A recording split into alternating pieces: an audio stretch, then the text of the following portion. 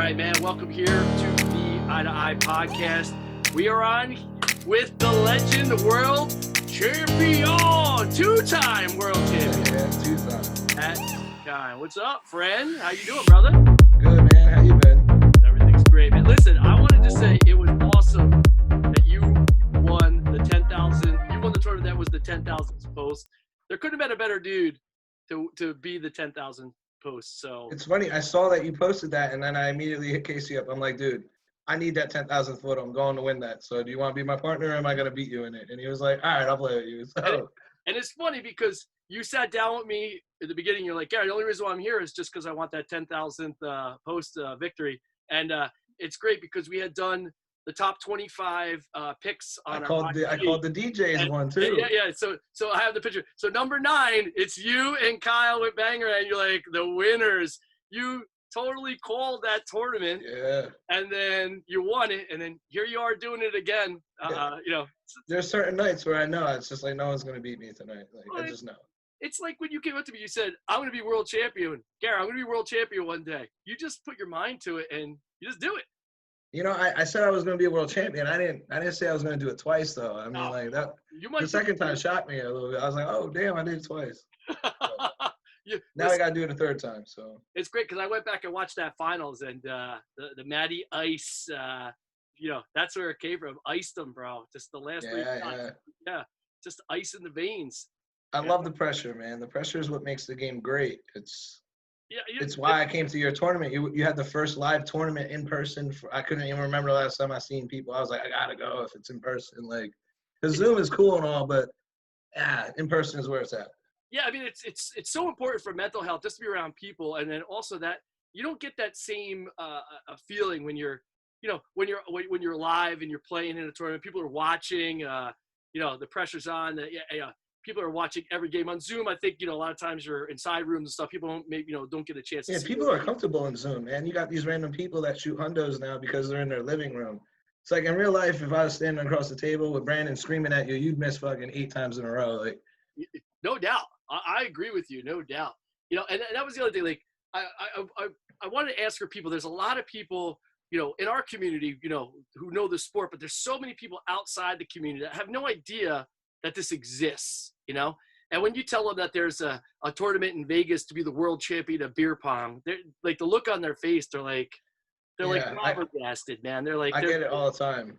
Right. They're like, what? And I'm like, yeah. And I like pull up the Facebook and I show them. They're like, holy shit, this is like a real thing. It's like, yeah, man, like it's real. Yeah. Well, I remember when we had first started Pongkings, and Mike Vitt was coming to play, and he was like, hey man, come check out this tournament we're doing at this place called Miami Mike's.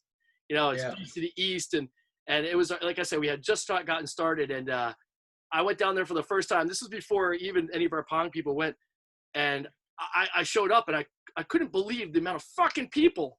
I was like, holy shit. And I walked into that ballroom, and there's just, 50, 60, 70 tables in one ballroom. Then they have another ballroom for just the girls. Yeah, I was like, it's still the most epic tournament I've been to, and I won Vegas, and I still say Beast of the East is, if you play Pong, you got to go to a Beast of the East. Sure.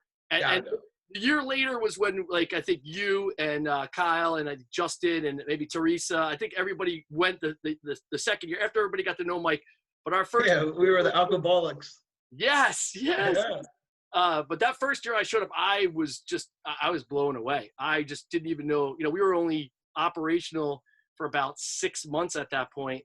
And so when I talk to people, and now that I'm in this and I see it and I talk to people, I tell them all the time, like, there's such a massive community of this sport, and when they see it, they're just blown away. It's crazy, in Vegas. It's like I'll explain Vegas. Like this year when we won again, I was walking through the casino. A little drunk, a little fucked up a little bit. Oh, and I had some people come up to me, and I had no clue who they were. I was like, these are like tourists. They're like, you Matthew Kein? And I'm like, yeah. They're like, we're from Philippine Beer Pong, and they like took pictures with me, and I think Brandon came over and they knew all about us and shit. I was like, whoa, this is different. But like, it's cool because the camaraderie within this community is cool because like it's just different, man. It's like something different, and I can't wait for the COVID to go away so we can get like back to it. Oh, I agree, man. I agree. Yeah. It's definitely missing. I think it's going to come back even stronger. Having a little break, having guys. People are going to be hungry to come back. Yeah. And I agree. I think there was too many people complaining about stacked teams and the same people always winning and all that crap. But I think after not having it, absence makes the heart grow fonder. I think the next one is going to be massively huge, massively huge. I'm hoping. Yeah. And then, so get back to what I was saying, like for all, I want to ask you a question, like for all the people who are, don't know about the community, don't know, and are finding out about it through these podcasts and through what we're doing. What makes you explain that feeling that you get when you go to one of those tournaments? Like what makes you, want to compete in that big tournament, It's when you get out there, man, you get like this feeling, your blood's flowing. You kind of got the shakes a little bit. You know when you're talking, like you want to walk up to a girl and you talk to her, but you're nervous, but you got like the confidence, like I could do this. It's like the same thing. You get that, like your brain just starts to get all kinds of feelings, and it's just a whole different kind of adrenaline rush, man. Like, for anyone that played sports in high school, college, you got that competitive nature. And I played sports in high school, and as I got older, I got out of the competitive spirit. And then, one day I found this beer pong tournament, and then I had Justin and Kyle. They were like, dude, there's this league, bro. Like, come to this league. And, like, originally I just came out to have fun, and then I got into it, and I was like, all right. Like, but, like, that moment where, like, everyone's watching, you're in a 3-cup rebuttal, and you nail all 3, and everyone goes nuts, or everyone goes, like, I hate this guy. He keeps doing this. That's the best feeling right there. That's why I come out, that feeling of just either, people cheering for you, or I like the ones that cheer against you, and you let them know, keep cheering against me. Yeah, I mean, that's what I go for. I like people rooting against me. I dig it. Yeah, and I think, when you try to explain to people, there's water in the cups. This is more of a sport. It's a skill sport rather than a drinking game. Obviously, yeah, man, this should be up there with cornhole, man. Yeah, but like to tell people this is a skill game, and then it's a real sport. Yeah, I mean, the best players are always going to rise to the top, and it has the same, as basketball has its number one players, and as soccer has their number one players, and baseball, beer pong has its number one players. And and I think, it's worldwide, and to compete against the world to be number one, that says something. I mean, you're a very humble dude when it comes to this, I always joke whenever I see you, I call you world champion, so I'm never going to stop saying it until you're not the world champion. And now we got a couple years out of it, 3 almost, because this year's, but it's the truth. You're the best in the fucking world. Like nobody could say no. And if they want it, if they say, well, I'm better than this guy, then show up. Then come to the World Series. Beat him. Beat him. Yeah, beat him. And for 2 years, you and BC, they haven't been able to beat you, And we're a special team, though.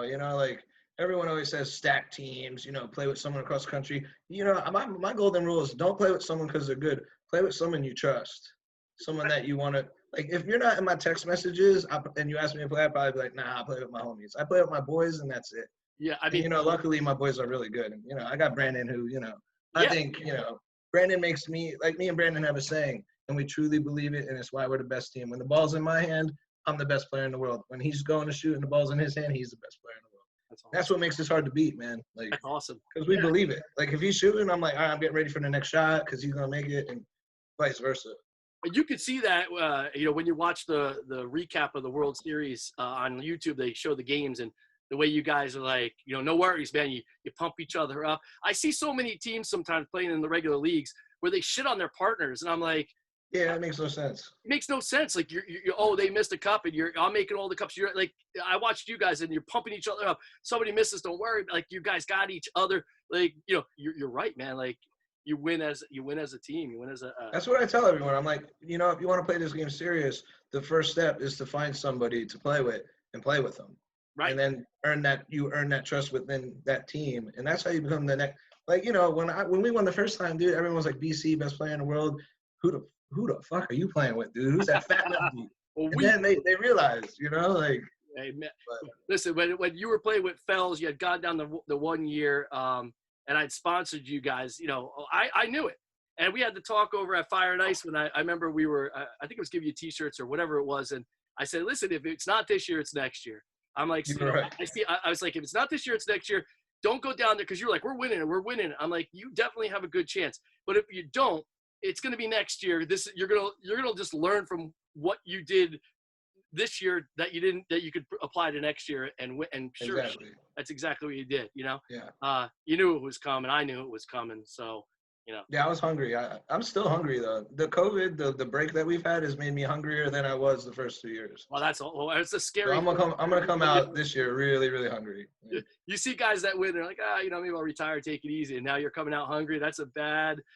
That's a bad story for everybody out there that's thinking they're gonna come and win next year. Brandon feels the same way too. He's like, man, we've been cooped up. I'm like, I can't wait until the crowd's watching. Listen, man, Brandon's a fucking competitor. I mean, that guy, he competes just as hard as beer pong as does in football, basketball, everything. Mario Karts. Yeah, he does. Yeah, he's a badass Mario Kart player. I just see him. He's just a competitor. He just loves to compete. So that's great. That's great. But so let me ask you, like, where do you see this going now? Like World Series had that 1 year where they, had a little issue with the payouts, and then the next year was a little thin. And then I know there was Brandon Marks with Pong Stars. He was trying to make a big play and was doing. Yeah. I love what Brandon was doing. Every company needs a little competition, and he was coming strong and he was doing the right things. I don't know where he's at right now, but coming out of this, you see, where do you see this headed with World Series in your opinion? I mean, I'm hoping that, the layoff we had, and like a lot of people have been reminiscing about the old times. If you watch the National Beer Pong page, like everyone's itching to get out. I'm thinking that what I hope is COVID gets some of these old school teams out and a lot of the crowd that hasn't been out. But whether it was COVID or not, what we really want to see, organizers like you, like Hendo and Billy and even Marks, like everyone talks about the Post Malone. Like we were talking about it. Dude, if we could get someone like Post Malone involved, dude, like the game could really grow. But, we need the good organizers like you guys to, keep doing what you're doing. But, someone like Post Malone would be like, we could get him involved. He's got like 30 million Instagram followers. You would think if this guy's starting a world league, he'd want the best player in the world to represent. So I don't know how serious. Well, it's funny. If Post Malone were to reach out, which, that's I wish. But I was thinking, like, you could do something like Dancing with the Stars with beer pong. You could, like, assign, like, have tryouts for the pro players, whatever, pick, like, 50 of the best players, and then have, like, celebrity beer pong. But I don't know what he has in mind for a league, but that would be a cool idea. Right. From what I saw from being at the Beast of the East down in Atlantic City this past November, the 10v10 format, to me personally, represents the closest to a football team, to a basketball team. It really is, a lot of what we do is 2v2, but that 10v10 to me is me personally, it's the most fun, by far. That's the future. That is the future. Yeah. If you're going to do a league around the world or even nationwide, it should be 10v10. It should be 10v10 representing, Jersey, Pennsylvania. Every state should have a 10v10. It should be just like a football team where you have the New York Giants versus San Francisco. It should be, in my opinion, I think that because I would watch that. The best of 12 out of 25 games, 5 rounds. It just, to have that experience that I just had in November, my eyes were like this big. They were just, I saw it from a different angle. Well, I'll be honest, coming from my perspective, and I talked to like Brandon, Tim, Greg, and all these guys, the whole goof troop. We enjoy the 10v10s more than the 2v2s. Like, they're the most fun because, outside of the games that you're playing, you're chilling with your team, you're getting an Airbnb, you're hanging out, the camaraderie you build. Like you guys, Animal House, man, you guys were chilling together, and you know what? You shocked everybody. You got to the finals and were 1 cup away. But like you had a good team camaraderie, man. Like everyone was for each other, and that's what the 10v10 is. Like you said, there's nothing that compares to it. And I tell you, man, one of my fondest moments of that was when we were playing the European team, and they had come out of the box strong. I think they won. I think we were down 8-2 after the second round, and our guys were just defeated. I had to yell at Taylor, man. He had his head down. And I came and scooped up you and Tim Williams. I said, you guys had already been moved on or whatever it was, and you're playing next to us. And I ran over and got you and said, hey, man, they need a little kick in the ass here. Their heads are down, and you guys stopped what you're doing. You ran over, and I saw you grab each. And these are all your boys, so it's not like these are your friends, and you guys were like, get your fucking heads up, and they went 5-0 the next game. Yeah, they smoked it. Yeah, and then they ended up beating the European team, but they were down heavy, and it wasn't because they were playing like shit. They just, just the other team just, they had Jordan on the fucking team. Jordan was shooting his ass off, gave us a hard time, and yeah, he did. Yeah, that pep talk got them in. That was a semifinal and got them into the finals, and I'll never forget that moment when even like the Polisi came over and was just just talking to the boys, give them a little, get your head up, pat yourself. You guys are good. Yeah. Don't fucking be down. Weather this storm, man. They're not gonna shoot this way the whole time. Just weather this storm, and then when it's time, turn it on. And they did. Yeah. And they rose to that challenge, which is why a lot of your players took the next step, and now they're at different levels. I got Casey, who's he's next level now. Got Ray. My God, he's right about there. So Casey played for us for a couple years down in Asbury Ale House is where I met him. He had been playing, I think, at Maggie's.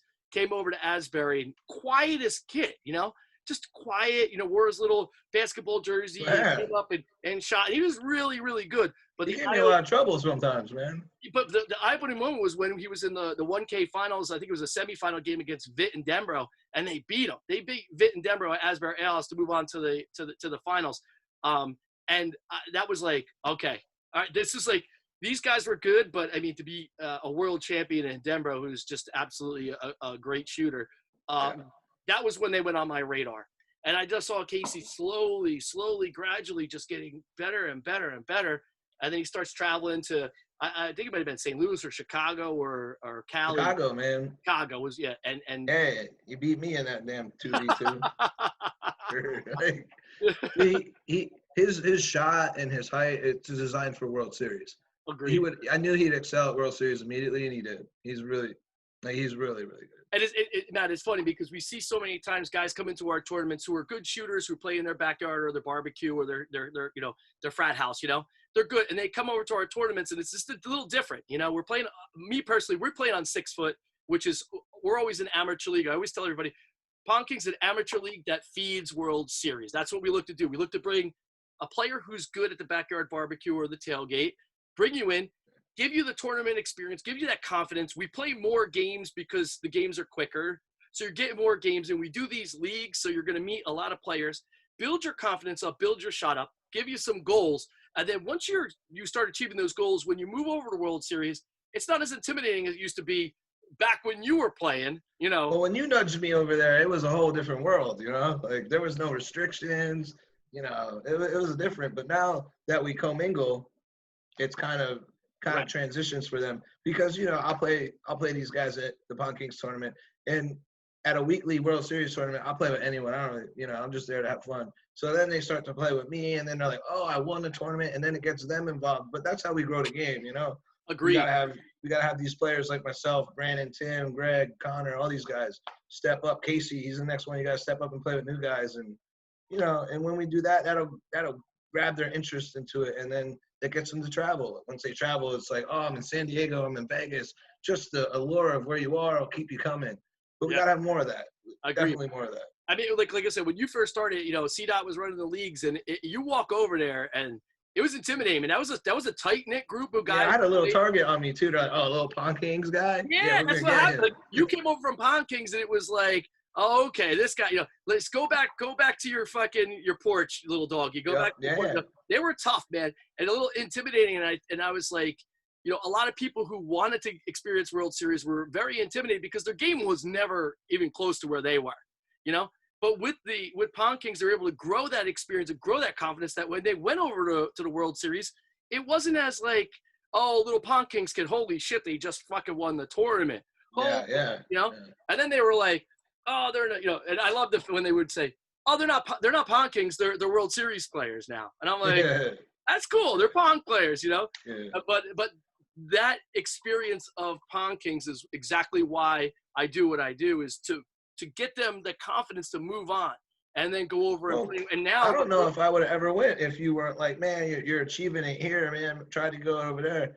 I don't know if I would. I don't think I knew about it, but I didn't really know about it. And you're like, dude, this is the post, follow it. And I went, dude, and I got sucked into it because I'm competitive. And like, I'd be showing up to tournaments like Facebook and Chuck, like, dude, I don't have a partner. I don't know anyone. Can you just find me someone? I'd be in the bar all alone. The person I was playing with wouldn't even hang out with me.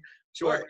eventually people, that's how I met Brandon. I mean, dude, I met my best man at my wedding through beer pong. One day I was going to a tournament. I got locked up with Brandon. He's like, yo, I'm playing with some kid, Matt. Who's Matt? And I'm like, oh, I'm Matt. Like that's my best man at my wedding now. So like, yeah, that's what beer pong is to us. It's more about like what we do outside of it. Like we hang out, we do all these things.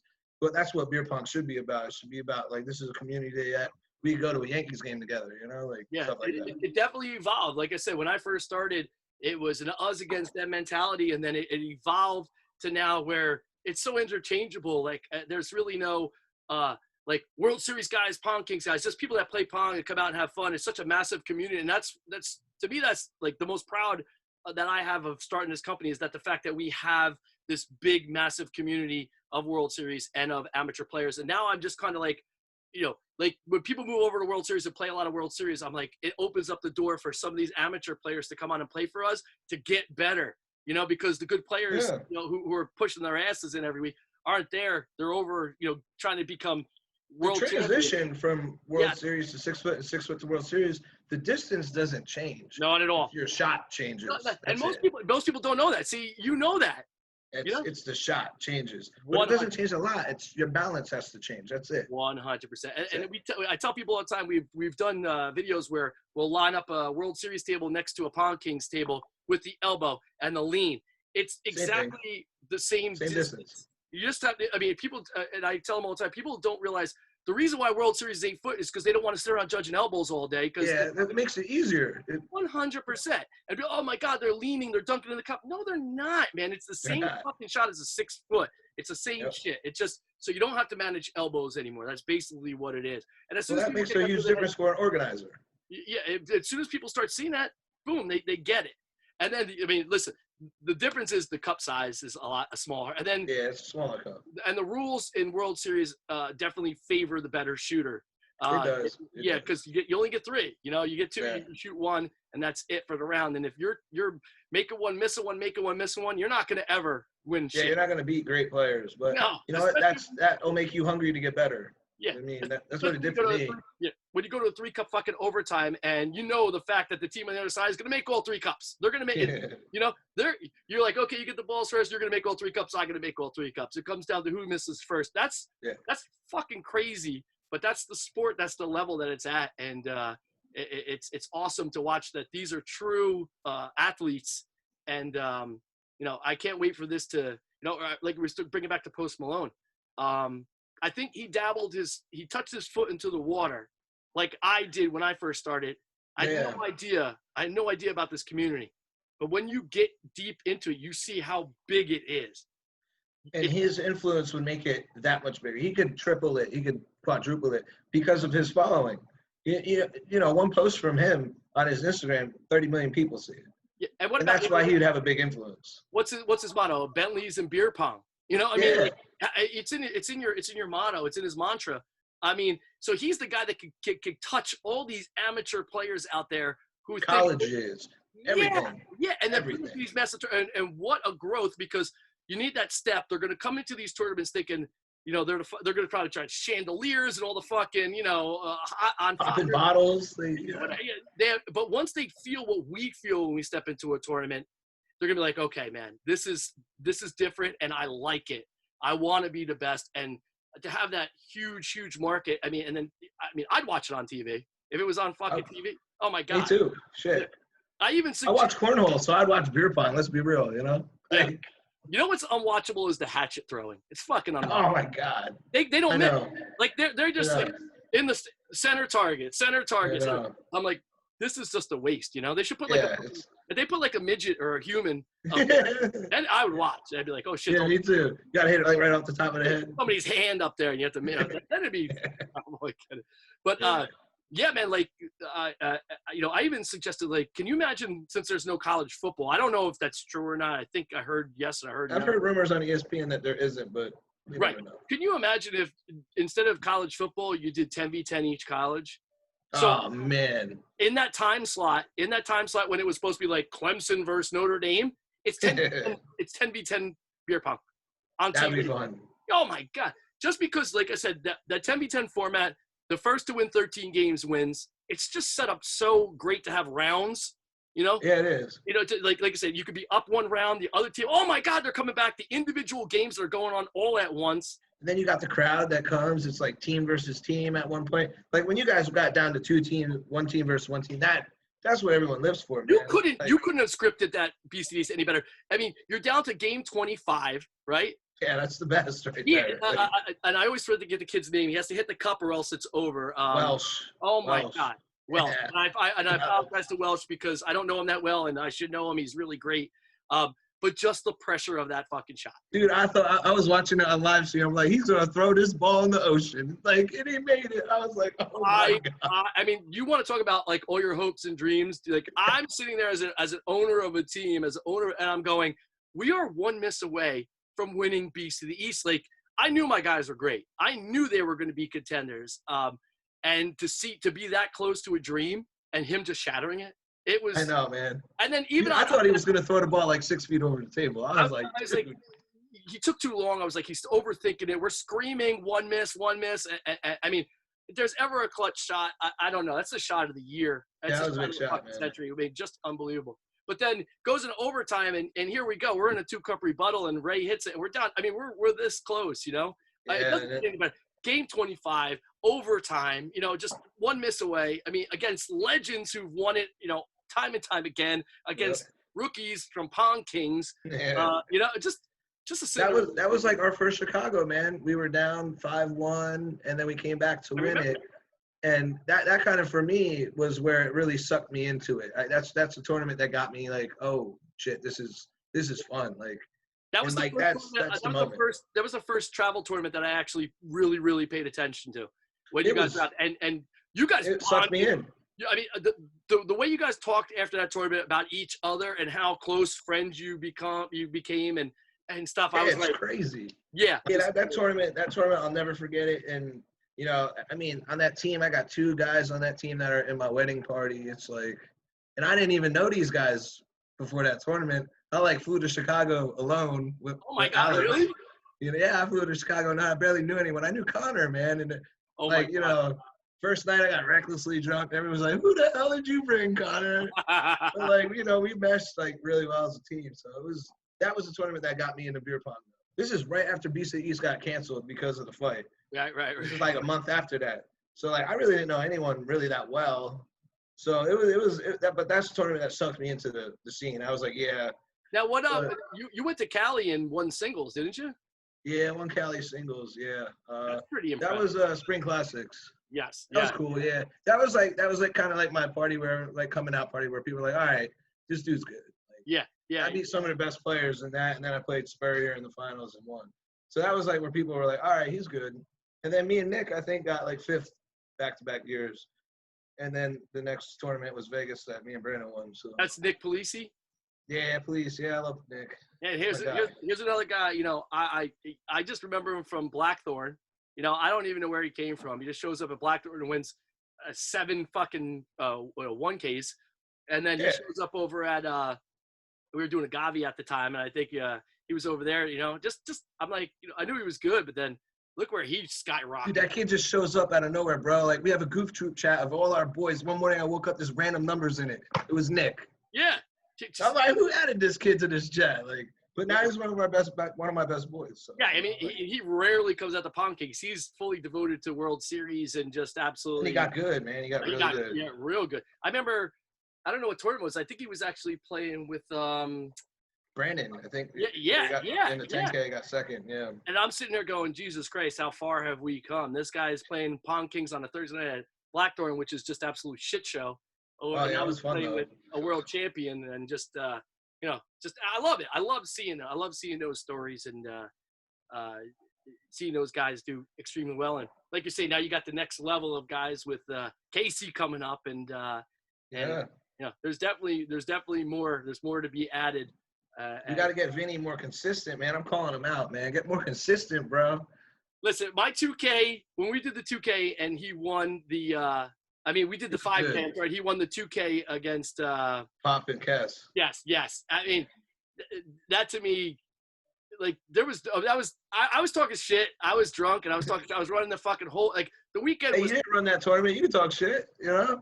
Well, listen, I bought the room. I bought the room. Oh, yeah. Listen, it was my fucking dime on that room, so I could come in there. I was like, everybody out, I'm going to stand here and talk. But Kess was talking shit to me. He Yeah, respected but Kessler loves it too, you know, like he's all about it. Well, I went up to him. I went up to him after that, and I said, "Get used to this, because we're just gonna keep on feeding it. We're gonna keep on feeding this shit." Yeah. So He's a good dude too, man. He's one of my favorite awesome. people in beer pong. You know, after he won the World Series, he came to the Asbury, my first 5K at Asbury. He showed I won that bad boy. That was a 7K. That was huge, dude. Yeah, that was the biggest one. You won that with Fells, right? Yeah. Oh my God, yeah. That was a fun tournament. It was $7,000 fucking dollars. Yeah. I had to rebuttal 6 in the winter finals, bro. Oh my. I remember that tournament. Me and Greg rebuttaled 6 in the winter finals and won. I mean, having 2 brackets, it was good. That was great. That was my first time ever doing a 5K. I was like, I think that was my favorite Pongkings tournament. Really? That was the most fun tournament. Yeah, because I won. I mean, because I won, but probably that was super fun, man. The second one was cool too. The third one was a great location. The third, I think I had many. The third one was the hotel. That's the one I liked. That was a great location. Yeah, just because we had 3 days of it, we had the player championship with the trophy. It was cool. The only thing I would change is Sunday, instead of just going into the double limb, I would have done a singles tournament, because everybody got taken out of the rooms at 11. We didn't start till 2. I will throw a singles tournament in there next time. Yeah, singles would be good. Just so everybody can get warmed up, you know, do a singles real quick and then go into the double limb for the 5K. But that was definitely, first of all, it killed me. It wiped me out. Putting that together. I can only imagine. Oh my God. And then getting all the equipment there, and then having multiple tournaments, you know, that Saturday night we had the World Series, and I had a Pongkings in the other room, and then there was a lot of tournaments to choose from. I remember looking at it, I'm like, holy shit, like there's so many choices. It could have been done better too. I was just, you know, I didn't want to put too much on my plate. I didn't have any sample size, so I was like, I need to figure this out. But yeah, but you always figure it out anyway. So. Unfortunately, you get it done, man. Like it adds a lot of grace, but I was hoping to do it again this year, and then things kind of got, you know, 2019 was a tough year for me, and I just couldn't put it together. And then COVID hits. I was going to push it to like August, and then this hits now. You got to run a 10K, Gary. I'm telling you, run a 10K. You could do it. I can. We almost did it. I mean, so we were only a couple thousand away, and we're only charging like 100 a team. I think we were only charging like 100 a fucking team. You got a good venue. That hotel is a great spot. Oh, yeah. I mean, and we just have. I feel like if you run a 10K though, it needs to be multiple days, and like people need to sleep. It's got to be a multiple day thing. There's a lot of. You should go to Vegas, man. Just to experience. Trust me, every time I go, my wife has another child, so I don't. Yeah. I'm like, I'm going this year, and boom, here's a kid. You know. Yeah. So, yeah. There needs to be a change of some sort. I mean, I don't know what it is, but if it was a graph chart, man, it just keeps going lower and lower every year. They come up with the draft. Remember the draft that they did the one year was with that I implemented it in some of my leagues, and I love that draft. Well, they do a 6v6 draft now. I love that. That was cool, man. I made my team all girls. I was like, all right, I'm gonna draft the girls team. And you know what? That shit was fun, man. Like we just partied, had fun, but we were still competitive. Because you know what? These girls are good, dude. Some of these girls are good, man. Remember, we used to play with Laura Booz all the time over at Fox. Like, I don't care. I'll play with a girl and win. Yeah, that's right. I think when we first started, she was more competitive than I am. But towards the end, women usually. That girl was competitive. Yeah, they hate. You know, I tell everybody, like, you know, I've been doing this for almost 8 years and now. Our team name was Fire. First of all, Beauty and the Beast. Oh yeah, sure. That was a good team. I was a beauty. So I tell people all the time, I do this for 8 years, and my wife, you know, never comes out. She'd never come out to one of my tournaments. She just doesn't do it. So one day, her and her friends came out, and they decided to play. And like I said, she see me in my office doing my stats and talking all this shit. Just, I don't want to hear it. She comes out and plays. By game 3, right? She's 0-2. I go, how you doing? She's like, I got to freaking win. I'm on game. I'm like, oh, she caught the fire, man. So she's yelling, like so by game 5, and it's the playoffs. She's like, everybody makes the playoffs, right? I'm like, she caught it. She caught this woman lives with me, sees it all the time. It's just like, whatever with this game. As soon as she picked up the ball and started playing, forget it. You get that rush in your body, and it's just like, I could do this, because anyone can do it. Anyone can do it, and you just gotta do it enough times, and then you get good at it. So right. It's like these video games. I mean, you go, oh, I want to play, like, I don't know. I don't play video games, but like me either. I suck at them. Yeah, like Call of Duty or whatever. What's the one everybody plays? Fortnite, you know. and you get Fortnite, on. yeah, that's again unrealistic, by the way. I mean, Shooting all over the place. Come on, man. I don't get it, but Me either. but then you see these guys, they get on, they get their head blown off, 2 minutes into the game, and they got to keep on playing. I got to get it, and then It's addictive. It's addictive. But that's exactly to me that's what Pong is. You come out to a tournament and I play my back. This will just be for fun, and then after 2 or 3 games after losing, you're like, I want to make a cup. I want to beat somebody. It happens. I see it all the time, man. We'll run into kids first time playing in a tournament. They're like, sometimes it seems cliquish, because everybody knows each other, and we just, that's where I come in. I kind of introduce myself, try to explain it to them. And everybody's cool. As soon as they step on the table with people, they're like, man, everyone's so cool. I'm like, yeah, everyone is cool, dude. That's what this is all about. It's social as much as it is competitive. And then we tell them, oh, we have another tournament tomorrow. You have another tournament tomorrow? You have another tournament every day of the week. What? Yeah, you do. Follow us on I remember back in the day, your tournaments were they were harder than they are today. They're a little nicer today. Yeah, I remember back in the day going at it with Mike Rock, man, like, let's go, bro. Back those were the tournaments I loved, man. Like Blue Rock, when it got really heated, those were the best. I mean, when you have me and Mike are still cool, man. We're cool to this day. All right. That's what I loved that back then when it was button heads, like Bobby back in the day. Those were the best tournaments, man. Yeah. And Blue Rock, he used to get 60 teams. That was crazy. Yeah. We were doing 50 teams on Monday, 60 teams on Wednesday. Then we go to Park East, do another 50 teams. It was packed. It was packed. It would be a different 50 teams on Monday than it is on Thursday. And then they started to travel, and that's when it really got really fun. And everybody started having babies, and then that was it. We have to. Oh man, how many Pong babies we got now? 6? There's 9. Jesus. There's 9, dude. There's a lot. There's a lot, man. There's a lot of Pong babies. A lot of people have met at Pong. A lot of people met at Pong and getting married or have kids. And stuff.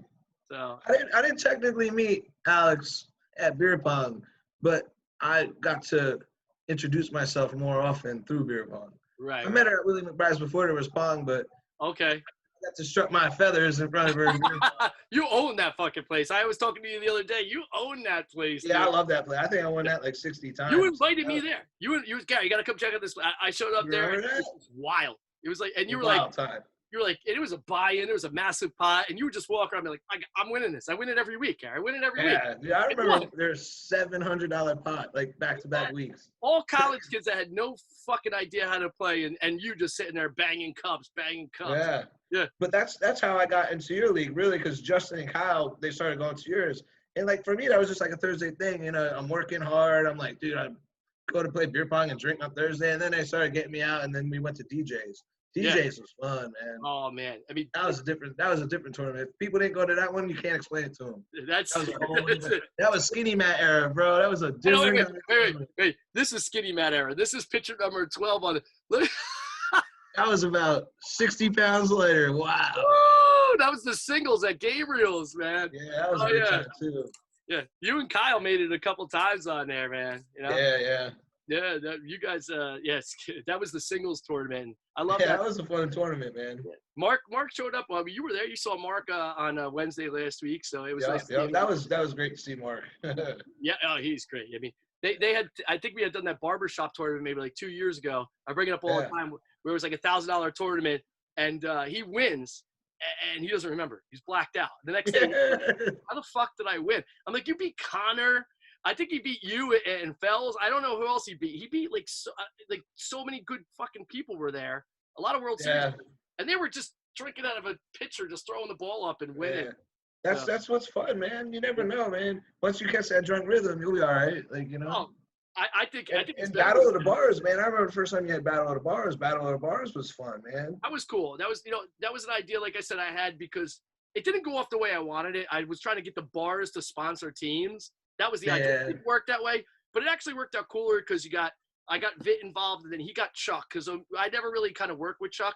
That was the first time Chuck kind of came over, gave us the tables, and he knew Vit, and it was like a mix of all the people, Pongkings, of our good Pongkings players and the World Series guys, and everybody talks about that one. And yeah, you know what? The 2 Battle of the Bars I went to, I won both of them. I showed up to the third one and won the warm up with Connor. I enjoyed them. They were a fun tournament because every game was super competitive. Yes. Yeah. Every game. It was kind of like the 5Ks that you run, but like the last 2 or 3 rounds. But every game was like that. Yeah. So every game went to OT after OT, which that was back when you could unlimited rebuttals when it was just 3 cups. So games were going to like 8, 9 overtimes. But I loved that was my favorite. Like, you know, when you could do that. But I understand those games used to be like 30 minutes long. Well, people started getting good. You know, Yeah. it used to be like a 4-cup rebuttal was unheard of in Pongkings. Like, you know, oh my God, Mike Vitt hit a 4-cup rebuttal. Now you know, I hit a 4-cup 6-cup rebuttal. rebuttals all the time, man. I Yeah. see them all the time. So you gotta, you know, tweak the rules to get the games moving so that everybody can. Yeah. Well, the yeah. World Series rules in overtime is good. It's good. Yeah. Because it'll actually help transition people's brains for World Series. Dude, what does that fucking feel like? What does it feel like being the best in the fucking? Do you ever just stop and go, "I'm the best in the world"? Like, I'm sure you don't feel that way, but do you realize you're the best in the world? Yeah, I mean, I think that sometimes, you know, I always think it's a team game though, so I give a lot of props to Brandon because without Brandon, I don't win. Without me, he doesn't win. So I always say there's 2 sides of the coin, but sometimes I think about the game 3 that we played. That I remember they won game 2, and I looked at Brandon. I'm like, yo, fuck, I'm not gonna miss another fucking cup. They lost, promise you. And I hunted that game. And sometimes I think about that game and like, was I just drunk or like super cocky? Like I don't even know. But that feeling is it's surreal. And the first time was super surreal. Like first time was super surreal. I had gone on vacation. I was down in Virginia, and I was trying to watch from the hotel room. My kids were on vacation, and I remember when you won. Like I was up, my kids were asleep, my wife was asleep, and I'm watching on my phone, and you win, and I'm like, I want to go crazy, and I'm in the hotel room like, I had to go outside, and it was cool because I think I called you, and you picked up, and I was like, I was gonna leave you a message, and I was like, bro, you don't know how happy I am. And you're like, dude, this is great. You're walking around with the trophy. It was just, it's like a feeling. It's like, you know, everyone, you know, whether they admit it or not, they're going out to weeklies, they're practicing, they're playing for that moment. And it's like when you finally realize it, it's like it kind of was like weight came off my shoulders because I was like, I finally did what I wanted to do, and I told people I was capable of doing it. I knew I could do it, and then I did it. But like, you know, I was like afterwards, I was shaky. I couldn't even pop the fucking champagne bottle. So, but my girls like smile. I had moments where I was like not smiling. I was just like thinking about like, shit, we just won the World Series. Do you ever watch sporting events like say hockey, and they win the Stanley Cup, and you see those guys and how they're like, I don't know what to do right now. I don't know what to say. Yeah. You felt the same way as them. Yeah, I felt the same way, man. It's like, oh, what do we do? And then people start lifting you up, and then it's like, whoa, this is crazy. The barrier breaks down, everyone runs in. It's like, so it's something that I can't even like, you know, you can't put into words really. It's like a different kind of feeling. It's like, whoa. Not a lot of people in the world are going to experience a world championship, you know, hockey players, baseball players, tennis players, football players. Yeah. But I mean, this is the same thing. You're a fucking world champion. You have that same feeling, you know? Yeah. And like, you know, I can only imagine like people being at a tournament and like, yo, there's the world champion. And they just kind of like, whatever, it's just Matt. Like, it's just, I'm like, I look at it, I'm like, Jesus Christ, like, there's people in Australia and Germany, and they look, they're like, Matt Kein, you're the world champion. Yeah, it's like crazy to me. You'll be walking around, I'm like, oh shit. Like, I'll post your winning pick, and I'll get like 1 million messages on my IG. They're like, the world champion was there. I'm like, yeah. Like, he plays, and like, he's around this way. But like, yeah, I love these sort of, I love him. You know? When Vitt won his first one, same thing. Like, I was friends with Vitt, and then, you know, he goes down there and wins, and I'm like, this is fucking bizarre. I know somebody who's a world champion. And then Pop, who had played in our tournaments, you know, he wins with BC, and I know both of them, they played. I'm like, this is fucking crazy. Now I know 2. And then you win with, I'm like, Jesus, you know, this is just absolutely insane. Jersey is a powerhouse state, man. When it comes to beer pong, we're a powerhouse state. Like, I think any Beast of the East or any 10v10, Jersey's going to be on that final table. Always. Whether it's Jersey 1 through 3, whatever team is going to be, one of them's going to be on the table. Everybody must be fucking pissed because, you know, now you got Casey coming up. You know, he'll be he's going to win a world championship somewhere down the road. And it's like, Jesus Christ, just get it out of Jersey, you know? Jersey's tough to beat, man. That's because we're a tighter knit community than other beer pong communities. True. I think we got our own page. A lot more weeklies. Yeah, a lot more weeklies than I see. And I think we have a lot more players, to be honest. We have more organizers too. We got you, we got Brandon, we got Tim, we got Chuck when he's doing his thing. We got a lot of tournaments to go to, a lot of different styles, and there's beer pong tournaments that we don't even know about. They're like up in Morristown and shit. I like know of them, but there's like different kind of rules than we're playing. But like there's tournaments all over the place. I agree, man. And bringing it back to like Post Malone, I think that's even more reason why if this guy's going to do anything worldwide, I think the guys in Jersey, the organizers, they have to be involved in it. We do more. I tell people all the time, I did 450 events in 2018, 450 Pong events. I mean, a lot. It's a lot. That's a lot of events. And a shit ton. How could you be like, you tell me another organizer around the world that did more, please. I don't think I can. No, you can't. They'll do these big tournaments and these 10Ks and stuff, but not weeklies like Pongkings does, and definitely not that many. So I'm like, how could Post Malone, who wants to set up this stuff, not choose a world champion from Jersey? That's what I'm saying. If we could figure out some way to like, I don't even care if it's like you do 10% of my wealth versus his wealth. I'll play that game, but I ain't gonna do like $1 million because I don't got $1 million. I'll throw up like 25K versus his like 250. Like, I think Post Malone would just throw the money up and winner take all. I don't think you have to put any money. I don't think he would take my money either. I don't know if I never even seen him play. I don't even know if he's that good. I've seen him shoot the ball on like a TV show, but they were playing on a ping pong table and judging up his shot. I mean, like, it's a ping pong table, so it's a far shot. But a little bit. But you know what? Either way, like someone like him, I bet you he could come to a weekly or go to Vegas or even go to like, Wednesday tomorrow. He need that fun. But see, I don't think he's looking to be a player. I think he's looking to be an organizer. I think he sees the market and he wants to say, hey man, there's a market, like the way I envision it. I see there's such a market of people that play that don't know where to go to play. And they're everywhere. I go to backyard parties and they're playing beer pong and I'm like, oh, beer pong? I don't really want to play. They're like, yeah, he won the World Series, right? And I'm like, oh shit, here we go again. His beacon of light would attract everybody in. He would attract all the moths, everybody into that beacon of light. And then that's the following. And I don't think he would want to play. I think he just enjoys the sport, and then he sees guys like us to be able, like, can you imagine him coming to a Beast of the East and sitting there and hanging out and watching that, bro? That'd be cool as fuck. He would not. He'd be like, I'm not singing anymore. I'm doing this for the rest of my life. Right? It's too much fucking fun.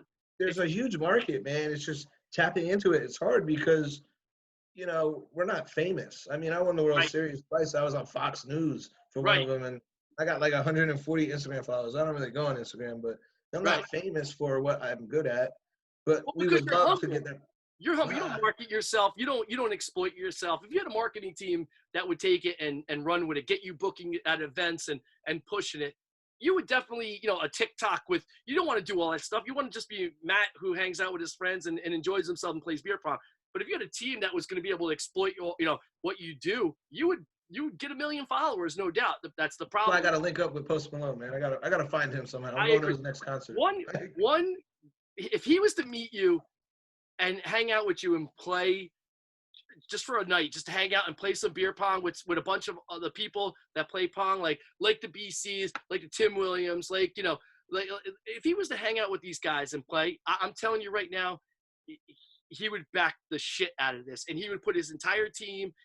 I could see you guys having player cards and profiles. Yeah, it could be fun, man. TV show on YouTube and 10v10. We'll challenge any 10v10 across the world. Like that's where he's. And there could be money. There could be a lot more money in beer pong too.